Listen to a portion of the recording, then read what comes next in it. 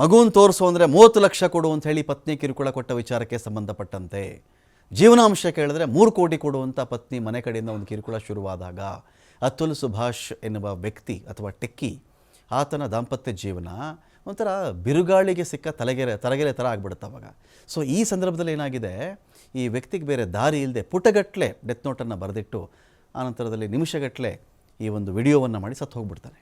ಇಷ್ಟು ಕಿರುಕುಳ ಆಗಿದೆ ನನಗೆ, ಪುರುಷರಿಗೆ ಈ ದೇಶದಲ್ಲಿ ನ್ಯಾಯ ಇಲ್ವಾ, ಮಹಿಳೆಯರ ಪರವಾಗಿರ್ತಕ್ಕಂಥ ಕಾನೂನು ಅವರ ರಕ್ಷಣೆಗಿದ್ರೆ ಪರವಾಗಿಲ್ಲ, ಅವರ ಆಕ್ರಮಣಗಳಿಗೆ ಆಗಬಾರ್ದು, ಅಟ್ಯಾಕ್ ಮಾಡೋಕ್ಕಾಗಬಾರ್ದು ಅವರಿದು ಕಾನೂನಿದೆ ಅಂಥೇಳಿ ಎಲ್ಲರ ಮೇಲೂ ಕೇಸ್ ಹಾಕೋದು, ದೌರ್ಜನ್ಯ ಮಾಡೋದು, ಮಗು ತೋರಿಸೋದ್ರೆ 30 ಲಕ್ಷ, ಜೀವನಾಂಶ ಕೇಳಿದ್ರೆ 3 ಕೋಟಿ, ಎಲ್ಲಿಂದ ತರೋಣ ನಾವು, ನನಗಿಂತ ಅನ್ಯಾಯ ಆಗಿದೆ, ನ್ಯಾಯ ಸಿಕ್ಕಲಿಲ್ಲ ಅಂಥೇಳಿ ಆ ವ್ಯಕ್ತಿ ಹತ್ತು ಕರೆದು ಸತ್ತು ಹೋಗ್ತಾನೆ. ಇದೇ ಪ್ರಕರಣಕ್ಕೆ ಸಂಬಂಧಪಟ್ಟಂತೆ ಇದೀಗ ದೇಶಾದ್ಯಂತ ಇದರ ಬಗ್ಗೆ ಅತುಲ್ ಪರವಾಗಿ ಒಂದು ಕೂಗು ಎದ್ದಿದೆ, ಮೆನ್ ಟೂ ಅಂತ.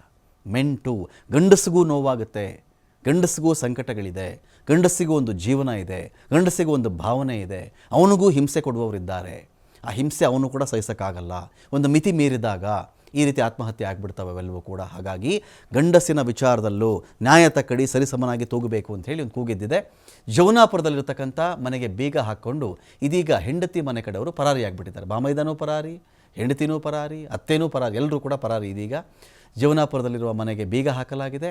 ಪೊಲೀಸರ ಕೈಗೆ ಸಿಗದೆ ಅತ್ತೆ ಬಾಮೈದ ಎಲ್ಲರೂ ಎಸ್ಕೇಪ್ ಆಗಿಬಿಟ್ಟಿದ್ದಾರೆ. ಅತ್ತೆ ನಿಶಾ ಸಿಂಘಾನಿಯಾ, ಬಾಮೈದ ಅನುರಾಗ್ ಪರಾರಿಯಾಗಿರೋದಿಲ್ಲಿ.